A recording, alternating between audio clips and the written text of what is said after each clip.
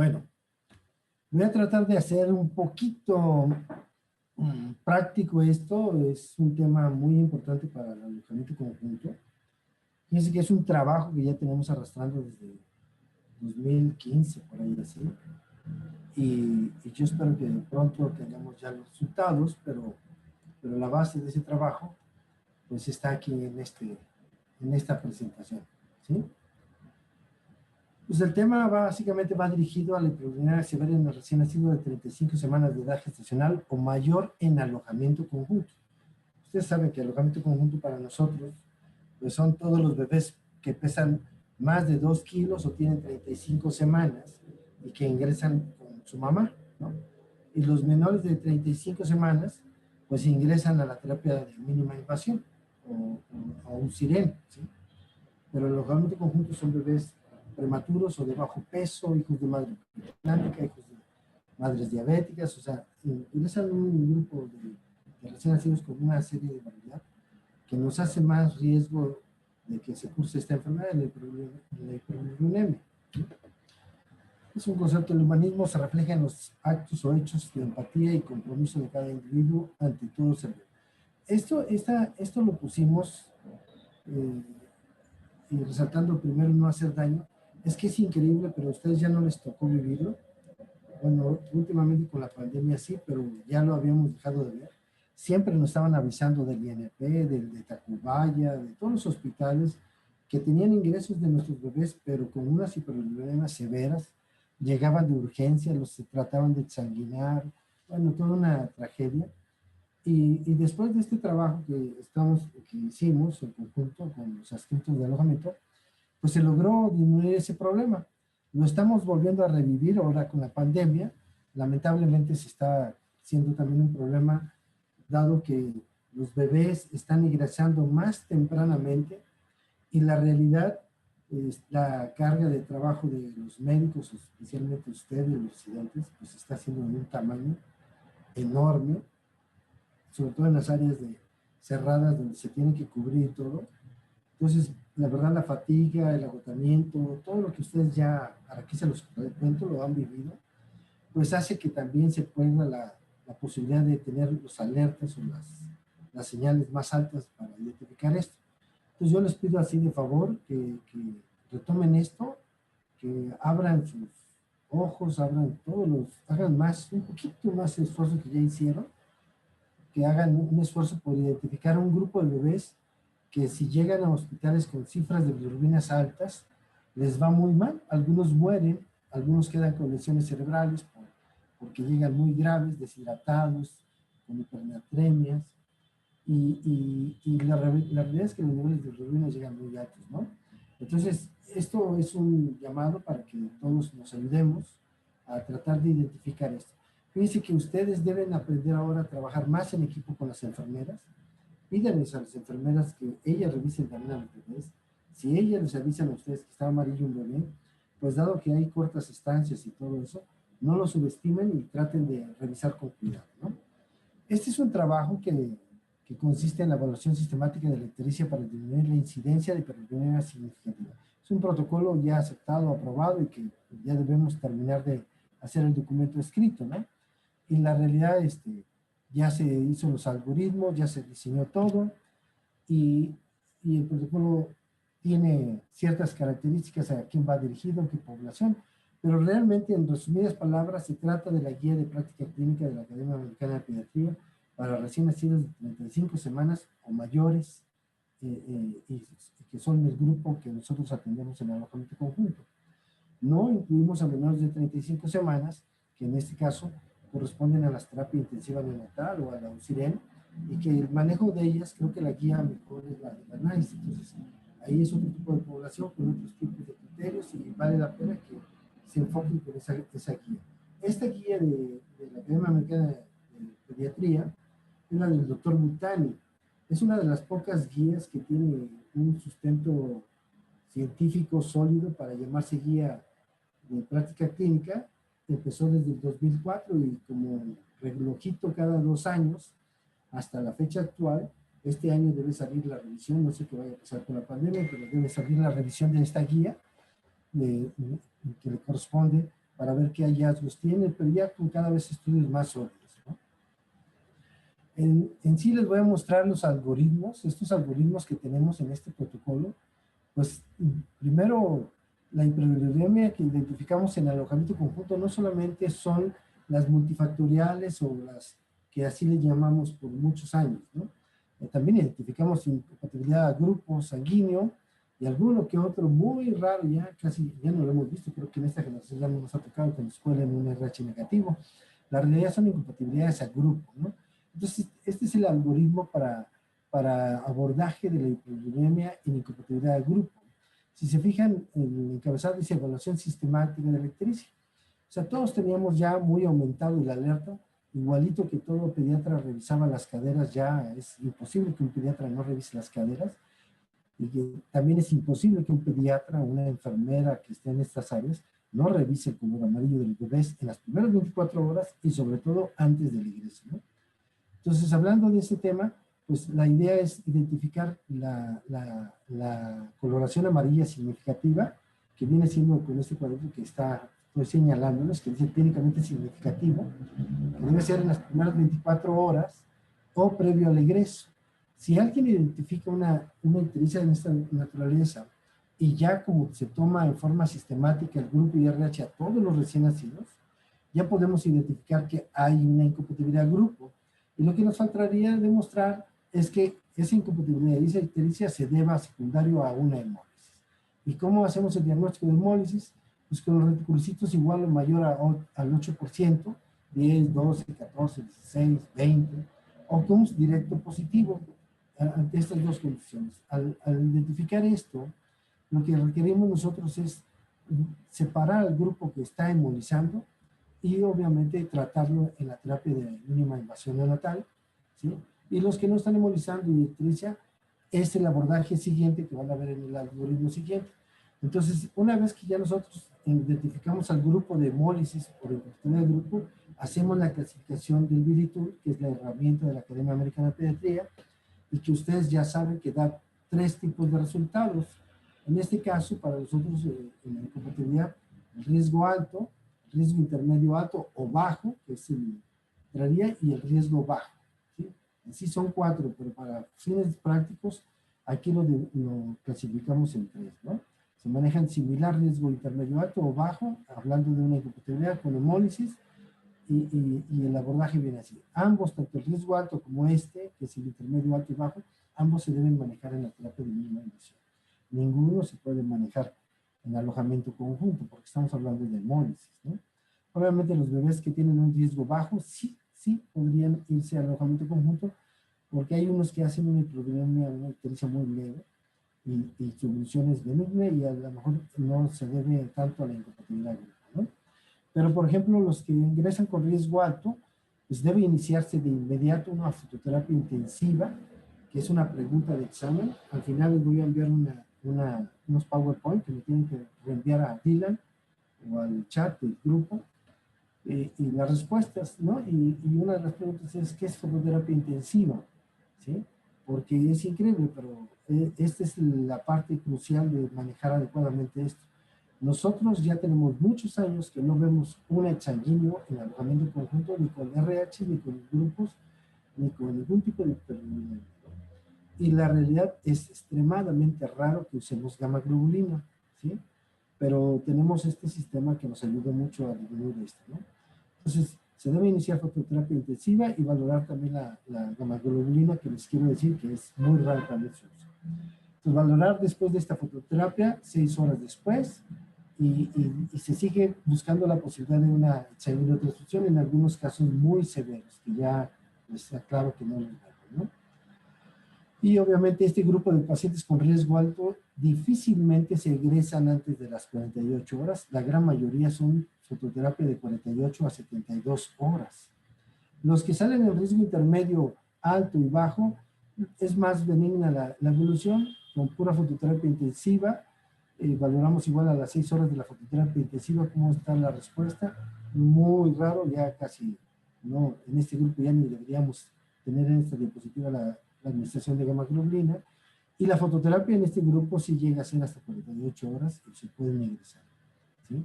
Ya les comentaba que el riesgo bajo, pues hay que buscar otras causas y ver, ¿no? Aquí les dejo una definición de criterio de administración de gamma globulina, que es la que está aquí con el asterisco, pues solamente se administran en casos de índice hemolítico mayor a 0.35% por hora de disminución del hematocrito, ¿sí? O bilirrubinas que están 3 miligramos por decilitro por debajo de la cifra para chaguino transfusión del nomograma de butanio, ¿sí? Esto es así, ya viene en el Bilitul y muy fácil de identificar, ¿no? Esta es el otro algoritmo, que es el más común que van a emplear en alojamiento conjunto. El anterior es 5 o 10%, pero este va a ser el 90-95% de los pacientes. Es igual en una evaluación sistemática, mayores de 35 semanas de gestación, buscamos ictericia significativa. En este grupo de bebés, por lo regular, deben estar en lactancia materna exclusiva en alojamiento, ¿sí? Y si hay ictericia significativa, lo que siguiente que hay que hacer, que ya se hizo una regla general, es que para egresar un bebé, o en caso de que estén evaluando esto, tienen que pesarlos. Si no los pesan, no van a poder avanzar en este algoritmo y no van a poder definir qué hacer con el paciente y corre el riesgo de egresar un paciente que reingrese a un hospital con condiciones muy malas, ¿no? Entonces, la pérdida ponderal significativa se define como igual o mayor a 3% en las primeras 24 horas o 3.4% en días por día en días subsecuentes o 10% en cualquier momento de la primera semana de vida. Ya teniendo estos dos criterios, ya si se tienen estos dos criterios que se reúnen, ya tenemos que estar evaluando la posibilidad de estar ante una hiperbilirubinemia significativa o severa, ¿sí? En caso de que no haya una pérdida significativa de peso, la posibilidad de que no sea este tema es muy baja, ¿no? De que no sea y nos vamos al grupo de que sí tiene este criterio. Aquí en este cuadrito que dice sí tiene criterio, sí tiene pérdida ponderal significativa, dice o criterio médico. Esto lo dejamos por la libertad. Hay veces no tiene pérdida ponderal significativa, pero ya sea una enfermera o un médico, un residente, un adscrito, dice, ¿sabes qué? Pues a mí, aunque no haya perdido, yo lo veo muy amarillo, ¿no? Entonces, es la libertad del médico de decidir si considera es continuar con el abordaje de este grupo de pacientes. Y obviamente, ¿qué se debe hacer? Es tomar bilirrubina, sodio sérico, ¿sí? Y hay que evaluar esta característica, ¿no? El sodio máximo normal en lactancia es de 155, ¿sí? Como dato se los dejo aquí. Ya una vez que tenemos esto, hacemos la evaluación del Bilitul, que sería el tercer parámetro, ictericia, pérdida ponderal significativa y este resultado que tuviera el bebé.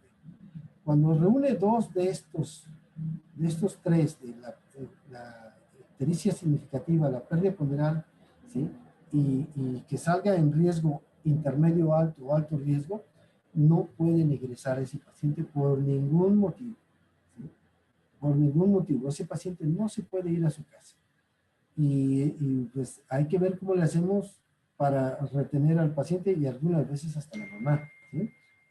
Porque la causa principal en este grupo de bebés no es un tema de hemólisis, no es un tema hematológico, es un tema de falla de la técnica de la lactancia. Es una falla en la alimentación de las primeras 24 o 48 horas. Entonces sería muy grave mandar un bebé de estos a su casa. Entonces el Bilitul ya nos permite clasificarlo, riesgo alto, intermedio bajo y bajo riesgo. Obviamente, lo que es el que no hay que dudar pasar al latín, no hay que dudarlo, es el de riesgo alto. Y obviamente se inicia fototerapia intensiva y se capacita y se continúa la capacitación de la mamá. En el riesgo intermedio alto, hay un grupo que vamos a suponer que tiene 10 de bilirrubinas, y está en las primeras 30 horas de vida y te sale en riesgo intermedio alto. Pues ese bebé, si tú estás considerando la posibilidad de que si hay una falla de la técnica, ya descartaste sin compatibilidad grupo, ya viste que no es hemólisis, pero si es una falla de la técnica, puedes valorar dejar al paciente en alojamiento conjunto, capacitar a la mamá, extraerse la leche y valorarlo 12 o 24 horas después. Si lo hacen así, les puedo asegurar que más del 80% se corrige con la técnica de la lactancia. y un 20% lo van a terminar desviando hacia la terapia de mínima invasión. ¿Ok? Ese es el de riesgo intermedio alto. Los de riesgo intermedio bajo definitivamente se quedan en el alojamiento conjunto, se da la capacitación de la lactancia y se revalora para su egreso a las 48 horas de vida. ¿Sí? Estamos hablando ahorita en un tema de egresos tempranos que están ocurriendo, no nos está dando posibilidad de esto, así que hay que aumentar la capacidad de alarma ante la pérdida ponderal y la icteresia significativa. Obviamente con toda la seguridad del mundo se pueden dar los de riesgo bajo a su casa, ¿no? Estos dos grupos, el de intermedio bajo como el riesgo bajo, se pueden ir tranquilamente a su casa. Antes los podíamos revalorar, pero la revaloración hay que sugerírsela en la nota de egreso que la haga un pediatra a las 48 horas de haber egresado un riesgo intermedio bajo, ¿no?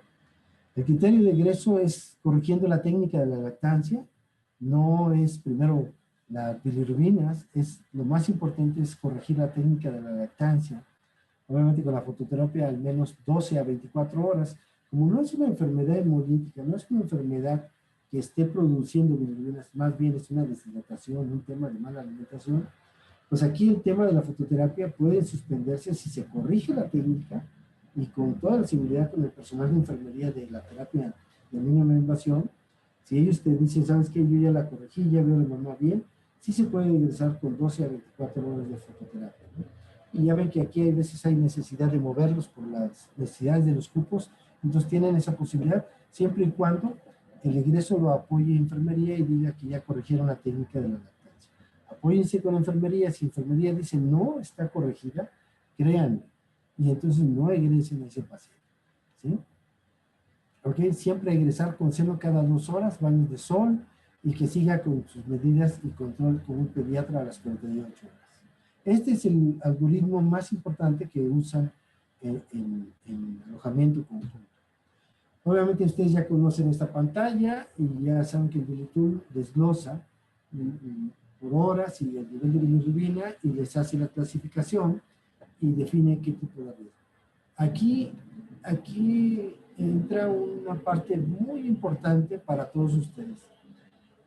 Ustedes, el mejor ventilador, es una analogía, el mejor ventilador va a ser el que ustedes conozcan y sepan manejar. No el último modelo ni nada. Siempre va a ser el mejor ventilador el que conoces y sabes usar. Si tratas de usar el mejor ventilador que no conoces y no sabes usar, créeme que te vas a equivocar.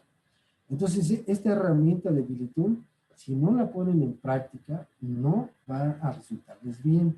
Entonces, yo diría que ejercítense, hagan el ejercicio de estar revisándola, porque conforme la van usando, la van perfeccionando. Les puedo asegurar que por encima de la NICE, en mayores de 35 semanas, esta herramienta y guía del Dr. Butani está por encima de la NICE. En la de la NICE se sobremaneja este grupo de pacientes y tiene un margen de error mayor, ¿no? En sobremanejar sobre todo. Entonces, esta vale la pena, se la recomendamos, no es obligación, van a encontrar otras herramientas en internet, pero esta es derivada de una guía de práctica clínica muy sólida, muy fuerte, que está procesándose desde el 2004 hasta el 2020. Yo ahorita ya estoy pendiente, ya a ver si ya nos dan las nuevas, no sé si ya salió, porque ahorita no me he metido a buscarla, pero ya debe estar. Cada 2 años la han actualizado y la han mejorado. Entonces, en esta tabla, antiguamente nada más salía un solo cuadro, salía como el cuadro de abajo, y no salían estos 2 cuadros, salía como el de abajo, y decía en el cuadro hiperbilirubinemia y neurotoxicidad, y te daba siempre un valor. Desde el 2013 para acá se modificó la herramienta y ya salen estos 2 cuadros, ¿no? Entonces, además de definir las horas de vida, el nivel de bilirrubina y la clasificación de riesgo, estos 2 cuadros identifican a 2 grupos de población distinta, ¿sí? El cuadro de abajo nosotros no lo empleamos porque no son pacientes de alojamiento conjunto. Para hacer neurotoxicidad son el grupo del margen del lado derecho donde dice factores de neurotoxicidad, enfermedad hemolítica, el RH, deficiencia de glucosa, asfixia, letargia, sepsis, acidosis. Estos son grupos de pacientes que están en Ausiren o en Ausin.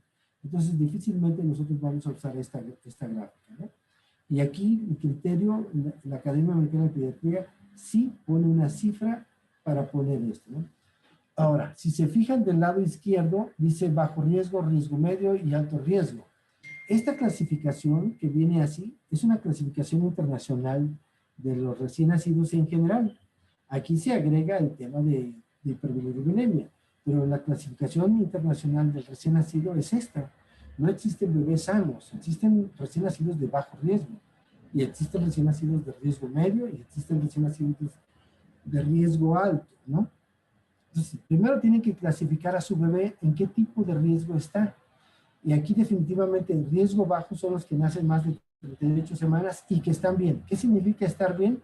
Que no tienen ningún otro de estos factores que están del lado derecho de hiperbilirubinemia. No tienen ni uno, ¿sí?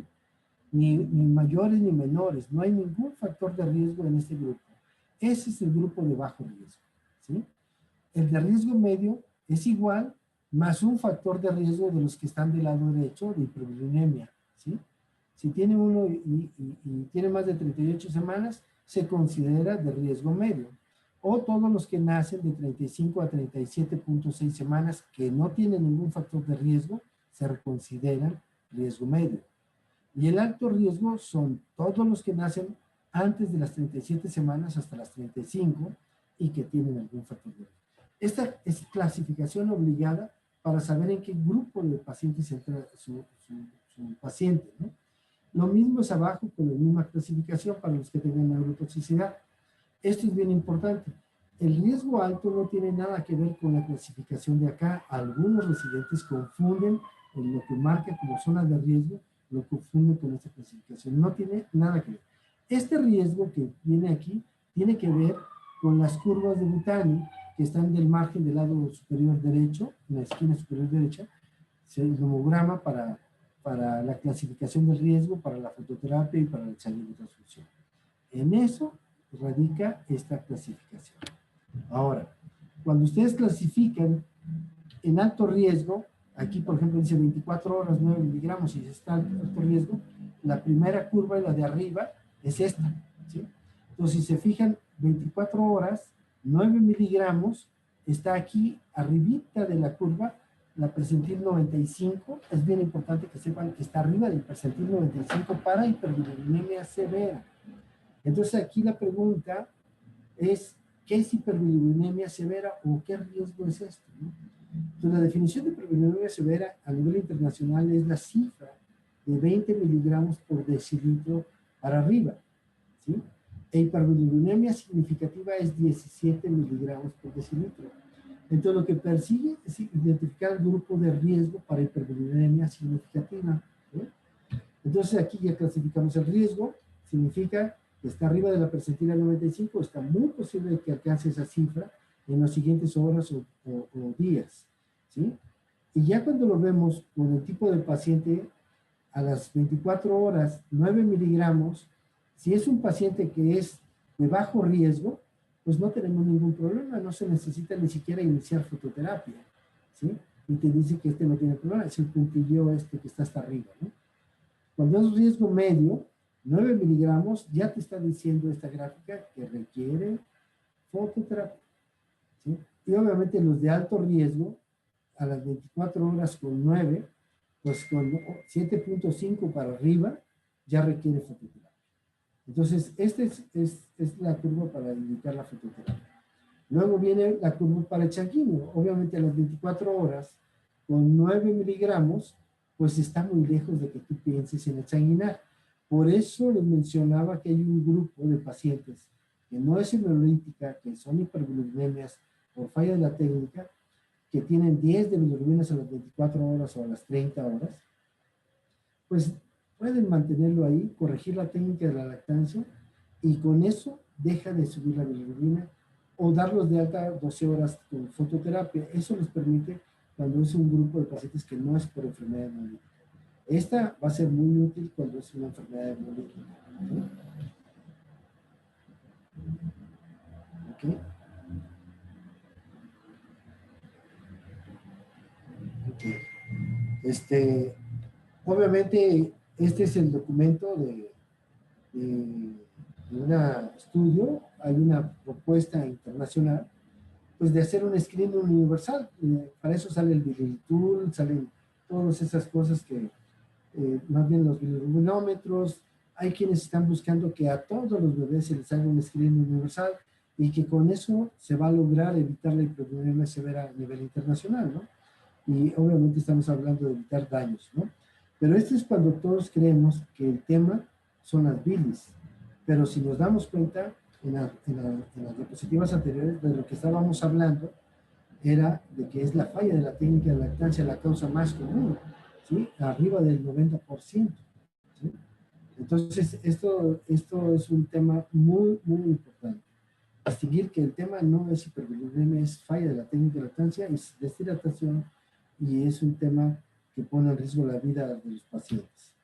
Bueno, en base a este estudio y de la Academia Americana de Pediatría que está publicando, pues ellos al hacer el screening universal, pues ¿qué buscan identificar? Que aumenta en identificar con cifras más bajas a los pacientes en forma oportuna y cifras tan altas como mayor a 30 miligramos por decilitro, pues verdaderamente ya no se ven en el screening universal, ¿sí? Todo lo que viene siendo cifras menores a 30 miligramos, la diferencia con el screening universal es significativa en su descenso, ¿sí? En su incidencia es muy baja comparada cuando no se hace el screening universal. Pero les marco en rojo la cifra de 15 a 19.9 porque estamos hablando antes de la definición de severa, ¿sí? Si se fijan, cuando no se hace screening universal, la incidencia es casi del 9.5%, pero con el screening universal, 15%. Es un aumento del 56%, ¿sí? O sea, ¿qué significa? Que no estamos diagnosticando adecuadamente, pero todos nos estamos yendo por el tema de las bilis, pero la pérdida ponderal significativa te ayudaría a encontrar más rápido más pacientes que no están diagnosticando, ¿sí? El sodio también te puede ayudar a identificar pacientes de riesgo que no estás diagnosticando a tiempo. Entonces, el screening universal sí ayuda, claro que sí, pero en este tema, el tema de la pérdida del ponderal, la falla de la técnica, es más relevante que el screening universal. Obviamente, comparando la fototerapia, hablando de este tema del screening universal, si se fijan, el tema de falla de la fototerapia, o sea, pacientes que tienen que avanzar a otros temas de hasta el sanguíneo y cosas así, pues desde el 95 hasta el 2007, que es esta gráfica, pues la curva negrita sube y baja y realmente no hay una identificación adecuada, ¿no? Acuérdense que en 2004 es cuando publica la primera guía de práctica clínica, ¿no? Y obviamente con esta guía de práctica clínica del 2004, lo que se nota es que la fototerapia empieza a incrementar su uso adecuado o apropiado, pero en forma significativa, ¿no?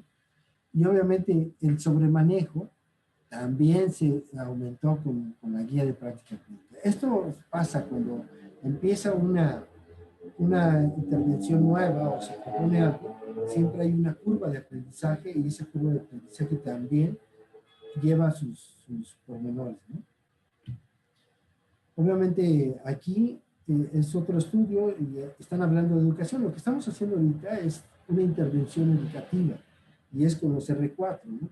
Y estamos hablando de que esa intervención educativa persigue también disminuir la incidencia de hiperbilirubinemia severa.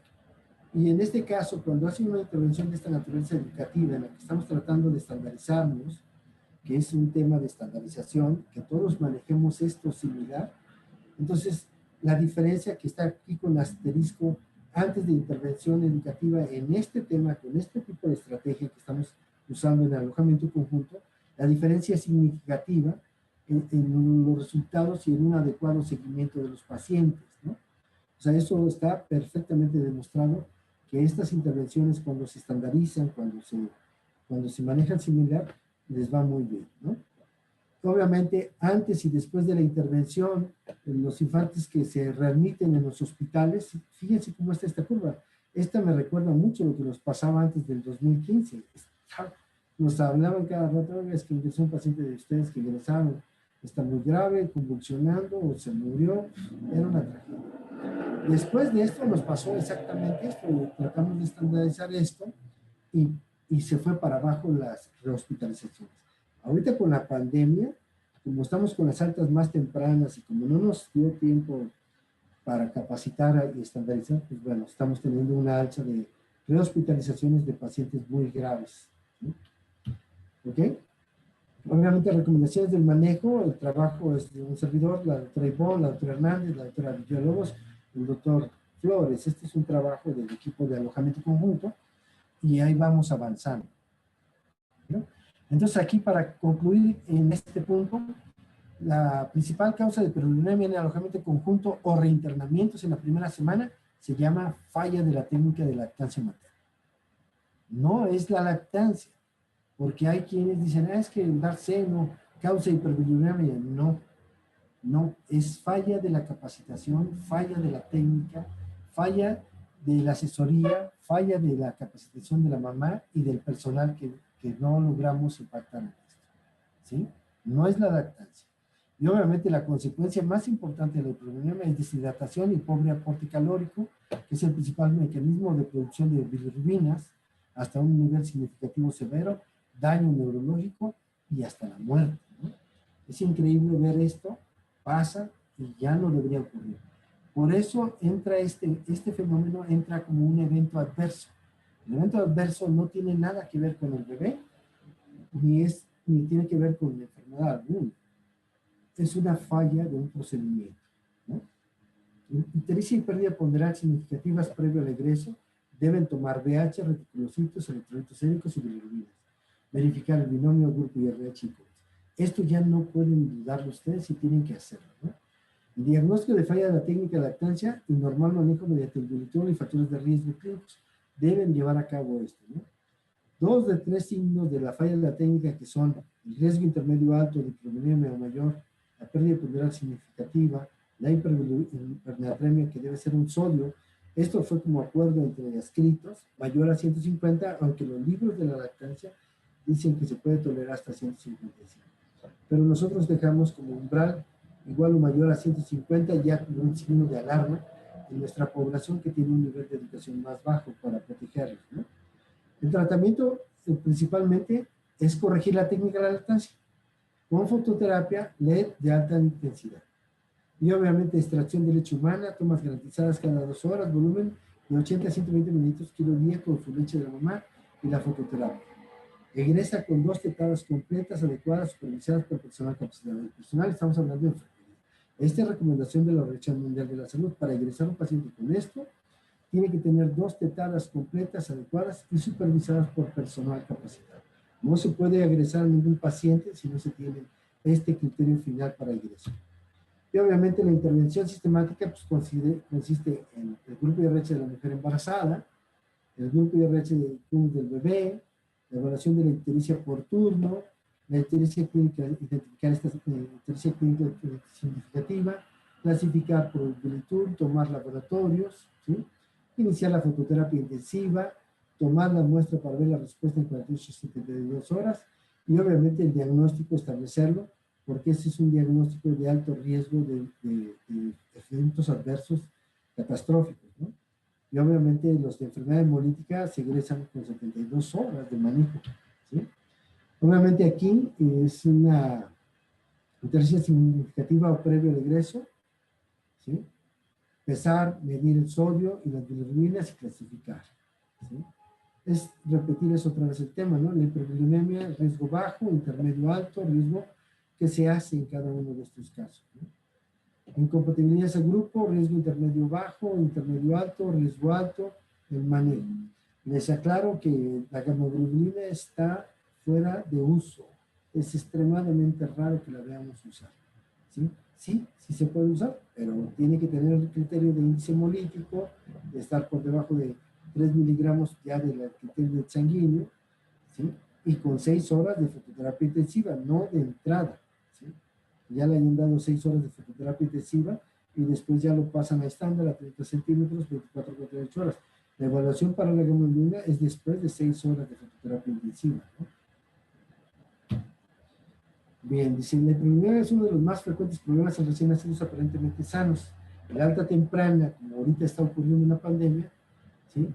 Y en aquellos que no establecen la lactancia, que es un tema muy delicado, está asociado a retardar el diagnóstico, causar daño neurológico severo y la muerte. Obviamente, esta guía, tomamos este estudio del 2004, pues con lo que arrancó, les quiero decir que ya las recomendaciones y las evidencias son otras, pero es como para ejercicio de entrenamiento lo que van a ver a continuación. Obviamente aquí el doctor Butani es el que ha jugado un papel tremendamente relevante durante prácticamente 16 años, hablando del 2004 al 2020, ¿no? Ellos clasifican en 4 niveles las evidencias: ensayos clínicos, ensayos controlados, estudios de observaciones, opinión de expertos, ¿no? 1, 2, 3 y 4. Así clasifican sus niveles de evidencia en el 2004. Estamos hablando como antecedente histórico, que es muy importante también. Obviamente tienen, las recomendaciones son 4, fuerte, recomendación, opción, no existe recomendación. Y así clasificaban sus evidencias y sus grados de recomendación, sus niveles de recomendación, ¿no? Una recomendación fuerte, obviamente aquí era incuestionable, ¿sí? En los tiempos del 2004 no existían recomendaciones fuertes y tampoco había recomendaciones, la mayoría quedaban como opción o no había evidencia, ¿no? Entonces el comité considera beneficios superan los daños, pero la calidad de la evidencia en que se basa esta recomendación no es tan fuerte. Así le recuerdo, ¿no? Y opción, la preferencia del paciente debe tener un papel importante para influir en las decisiones clínicas.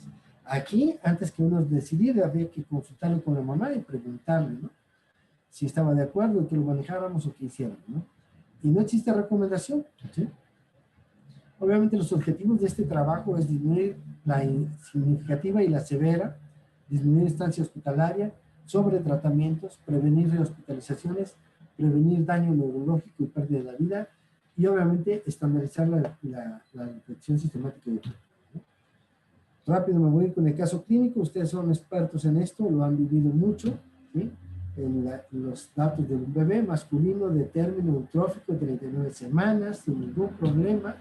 La mamá es O positivo, tiene diabetes, obesidad, pero una diabetes con una glucosidad controlada, edad materna de riesgo, ¿sí? Aquí nosotros, cuando hablamos de edad materna de riesgo, estamos hablando de 35 años para arriba.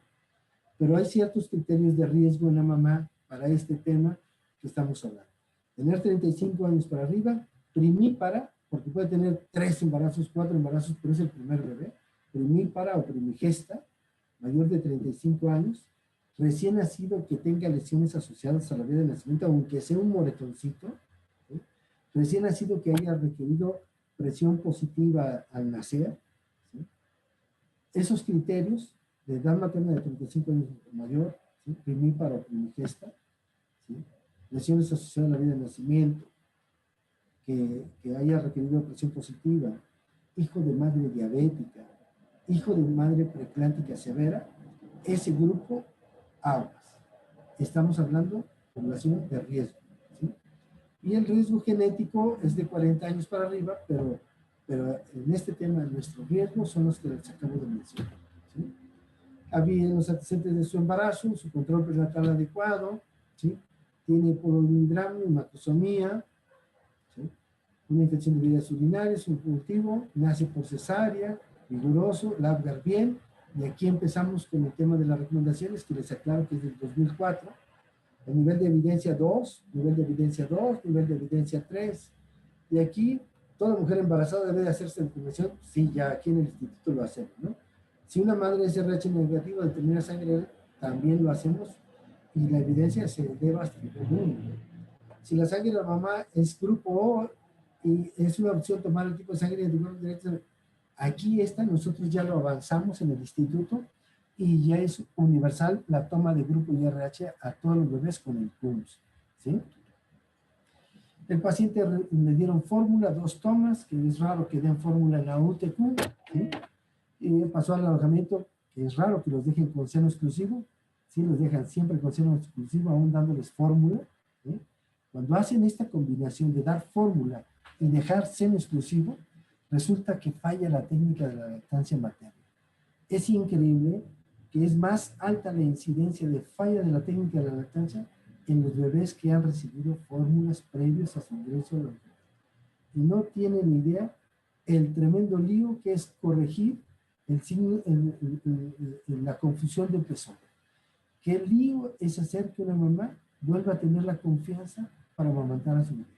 Esto que estoy marcándonos aquí es de lo que nos está causando un gran problema.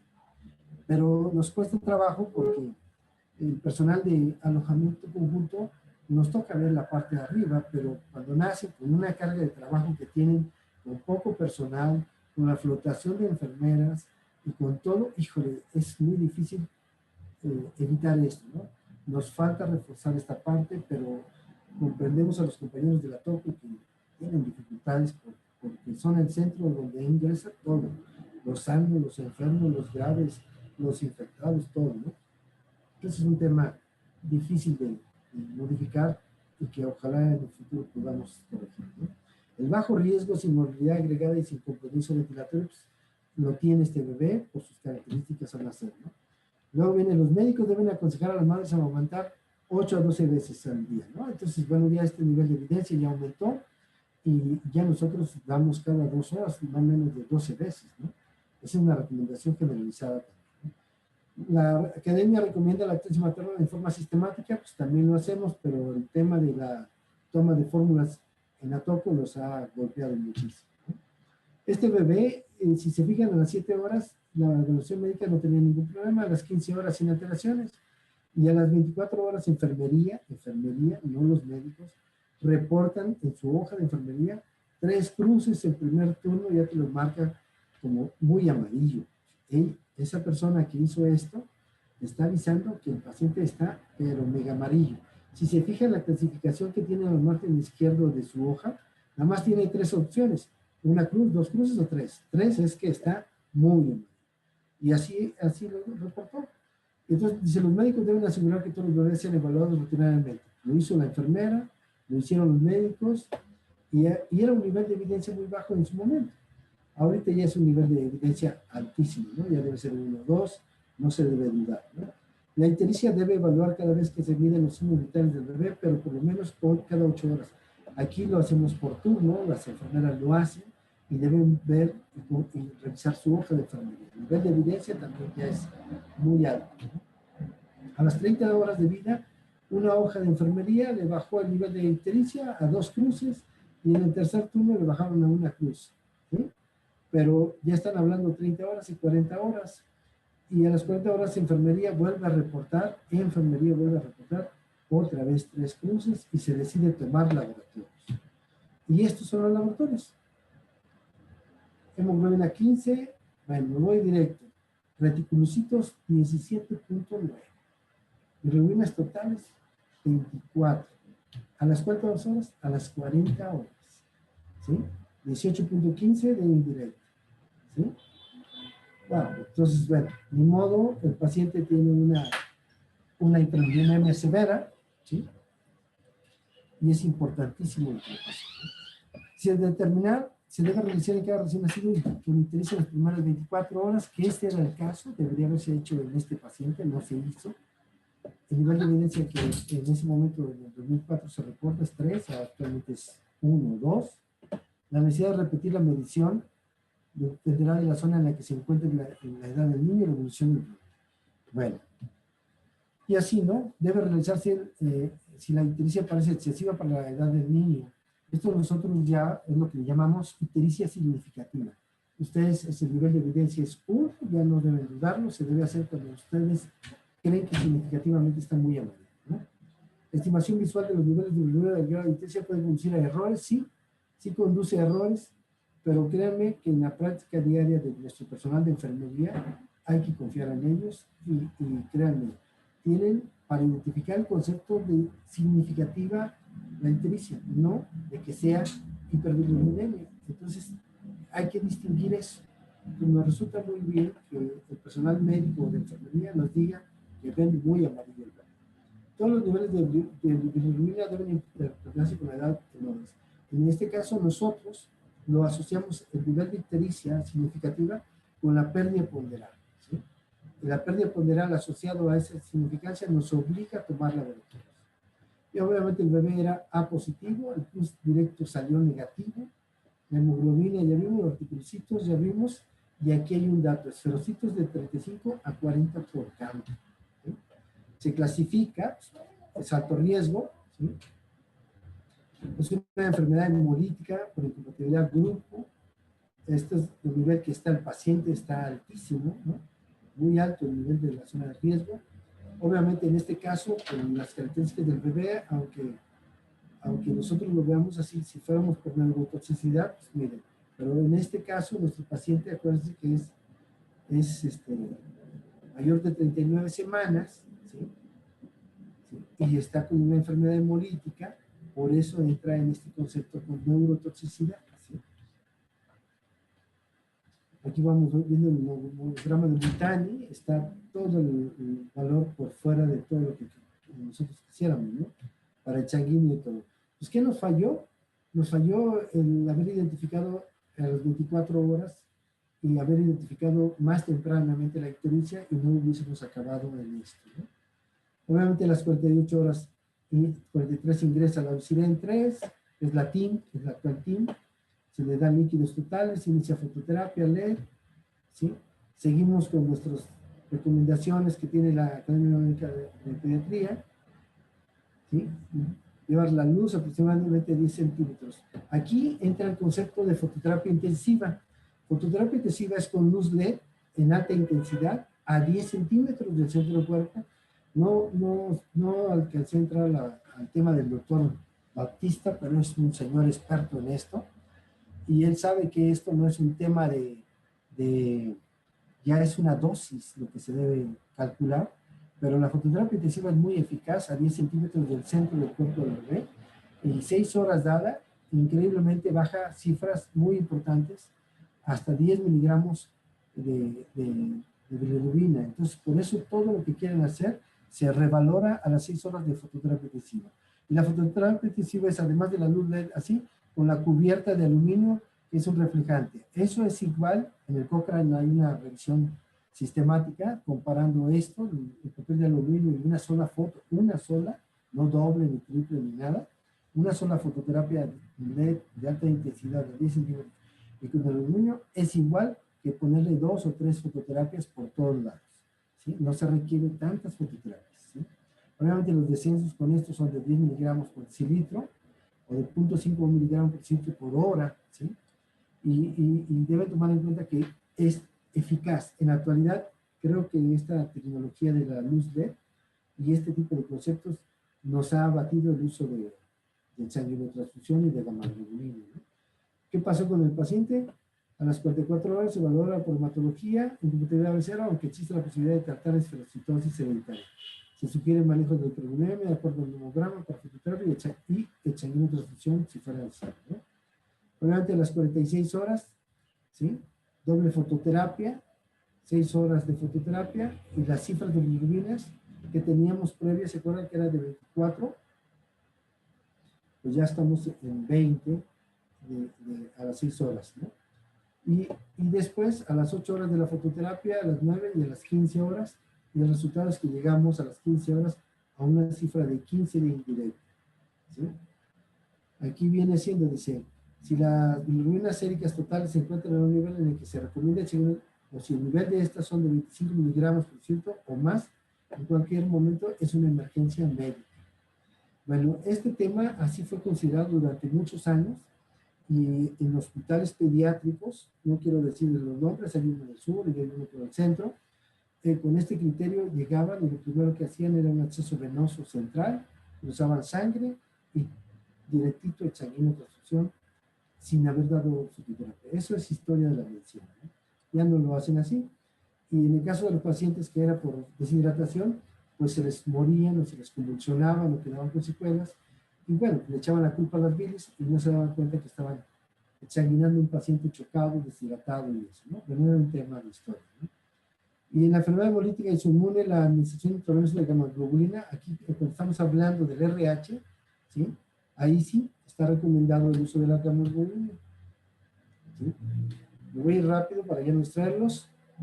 Y a las 91 horas de vida, bilirrubina indirecta, 12.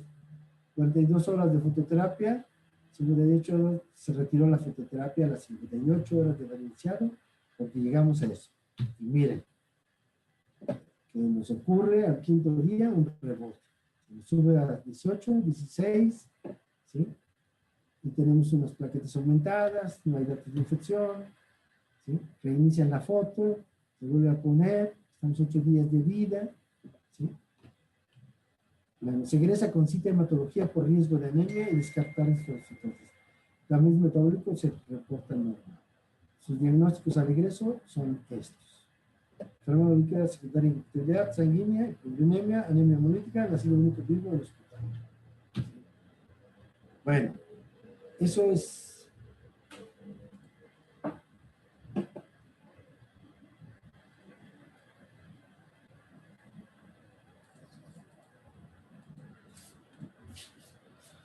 Bueno, ¿alguna duda, pregunta, inquietud que tengan?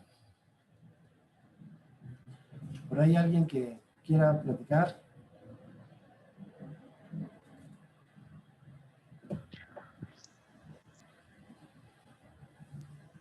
Tenemos Todo 5 bien, minutos. doctor, gracias. Tenemos 5 minutos. Si alguien tiene dudas y eso. Este tema es sumamente importante en el día a día del alojamiento conjunto, ¿sí? Si no tiene ninguna duda, le voy a hacer llegar a Dylan las preguntas, son 18 preguntas. Las pueden contestar como ustedes quieran, ¿sí? Y que nos la reenvíen el día de hoy. No les digo que en una hora. El día de hoy, antes de las 12 de la noche.